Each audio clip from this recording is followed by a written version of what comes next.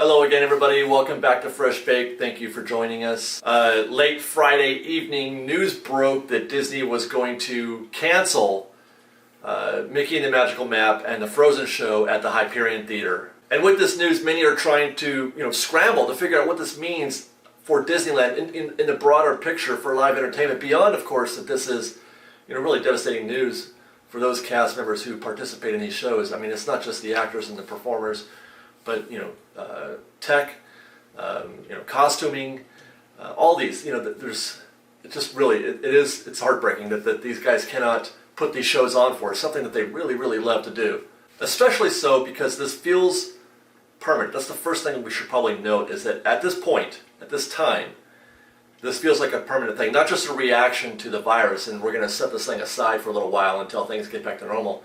It sounds like at the moment these shows are canceled permanently. So what does that mean then for the future of live entertainment like this in the parks? Is it the end just for Mickey and the Magical Map and Frozen, or is it the end of these kinds of shows in these kinds of theaters going forward? And I'll be honest, that's the first place that my mind went when I heard this news. As part of any response to this virus, the first thing that they will want to try to cut back on is opportunities for guests to congregate and sit in a fixed position for 30, 40 minutes, an hour. Frozen is an hour.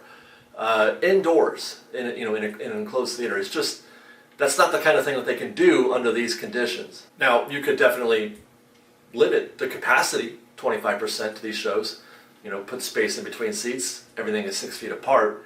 That's certainly an option, but that's much more difficult to do for entertainment like this, because these shows are quite expensive to put on, both Mickey and the Magical Map and especially Frozen. The production values on Frozen are great. So these are pretty costly shows to put on, and you need to maximize your return bodies and seats in order to make that worthwhile. Not to mention the fact that they don't actually generate any kind of specific revenue, like let's say a restaurant might, or a gift shop, or even just regular beverages or something like that. There is no direct correlation to the bottom line for these shows. So with that in mind, the news of these shows being canceled, like I said, was not really a big surprise. But that's still not the ultimate reason why these shows were canceled, I don't think, and I still believe that there is hope for live entertainment in the future of Disney parks. You need only look at Florida. They brought back the Frozen Sing-Along. That show has been brought back, although it has a much more smaller cast and not quite as much production value, but still it's something that they did bring back. They are putting on shows indoors with limited capacity. Meanwhile, you've got Shanghai has brought back their parades. So that's something that we thought we weren't going to see for a long time still. So there are indicators that it is a kind of a matter of time before these things are brought back. But like I said before, the question really is it going to be a different show? Are they going to put a different show in those theaters? Or are they going to do something else entirely different with those sites? We'll get to that in a second, but let's talk about another factor, and that is that there may have been sort of just a timing issue with respect to the contracts, at least for Frozen. As it's been explained to me, the Frozen show was under a 5-year contract, and that 5 years is about to expire, I think, sometime early next year. And obviously, there's not going to be any. We don't even know what's going to happen at Disney, if it's going to be even open when those contracts come up. So it would be foolish, really, for Disney as a money-earning company to extend that contract for X number of years, who knows, with no promise of even a site to put the show on. Now, I'm not saying, again, that is the reason that they canceled this show, but it is a factor. And I hedge because I don't think that there's a similar circumstance for Mickey and the Magical Map. If we use the same 5-year contract terms and just do a little bit of math, we can assume that the Mickey and the Magical Map contract would be up in 2023, which is, we're right in the middle of their contract, if logic prevails and they're under the same 5-year term. So having said all that, I am inclined to think presently that we have seen the last of these shows, Mickey and the Magical Map and Frozen, at Disneyland, but not the end of live entertainment or even the end of live entertainment in those venues. But let's talk about that, because the future of those two locations have been the subject of a lot of rumors over the past few years prior to, the virus hitting, especially the Fantasyland Theater. But we'll start with the Hyperion Theater, which is in just an awful spot thematically. It wasn't great before when it was just Hollywood, but now that they're transitioning, that back part of the park to Avengers Campus, it just doesn't fit at all under any sort of measure. One thing I can say for sure is that the Frozen show and the theater that is not the stuff of which transitions are made. Even if you were to make that Aladdin, it still doesn't work, because the building itself, that kind of thing is just an awful buffer between Hollywood and Avengers Campus. Couple that with the aforementioned cost of the show and the difficulty in getting the building, the venue, ready for COVID, and you've got a recipe for nothing to happen in that venue. Same for Mickey and the Magical Map, though the Fantasyland Theater doesn't suffer from the same thematic issues that Hyperion does. It fits very nicely in Fantasyland.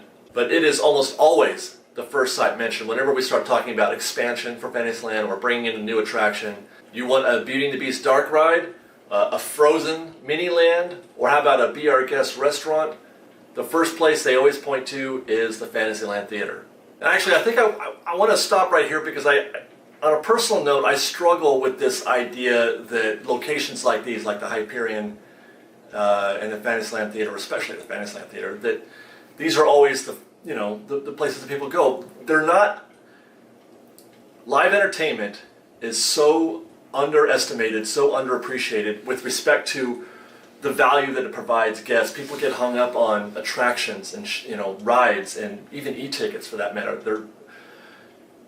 Not enough respect, not enough weight or value is given to live entertainment, what it means to the guests, in terms of how they feel about the park. On a long enough timeline, if you keep pushing that sort of idea that a ride is more valuable than Mickey and the Magical Map, then what you wind up with eventually is Magic Mountain. Now, no disrespect to Magic Mountain, it is what it is. It's a roller coaster park, and some people who love roller coasters, that's their first choice, and that's great. But Disneyland is not serving that guest. Disneyland is serving a different guest. They're serving somebody who wants to feel a certain way when they go into the park. At least that's been my experience. That's been our FreshBaked's shared experience.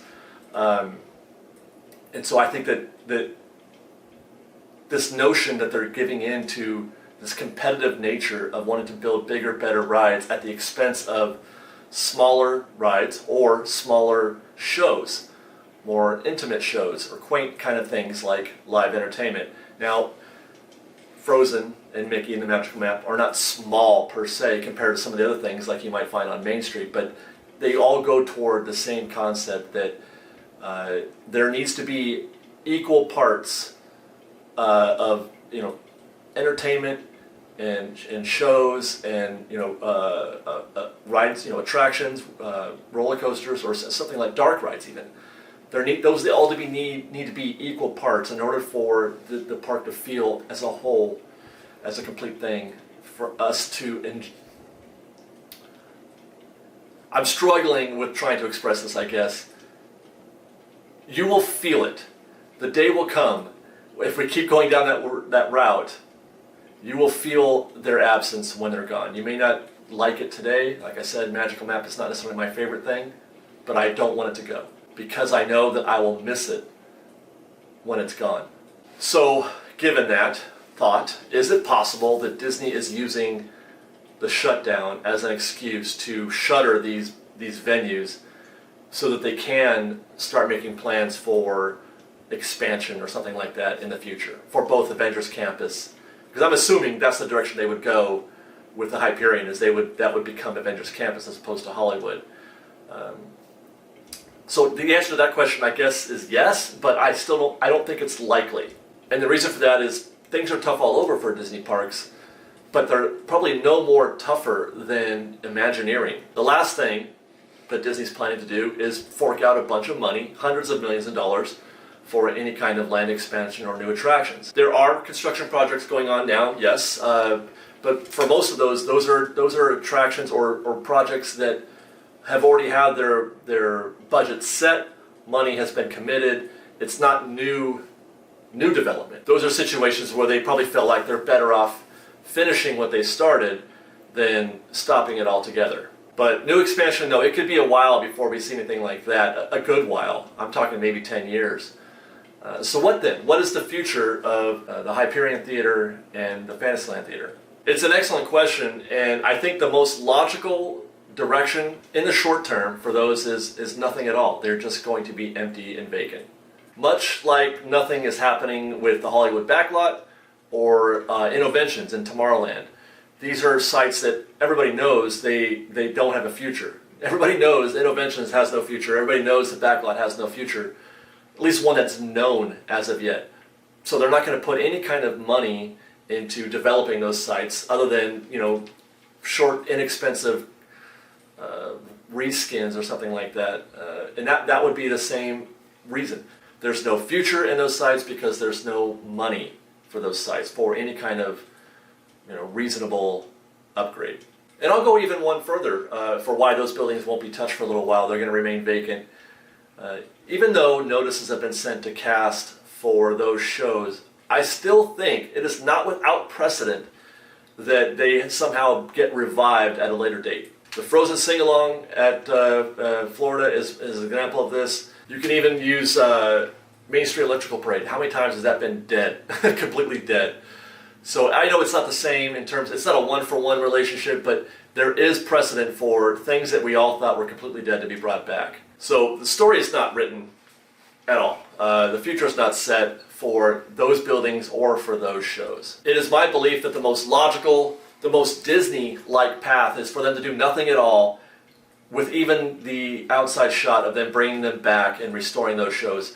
Maybe Aladdin instead of Frozen because that seemed to be more popular, but I do think that is very much in line with something that Disney would do. And with that, I'll end this discussion with this thought.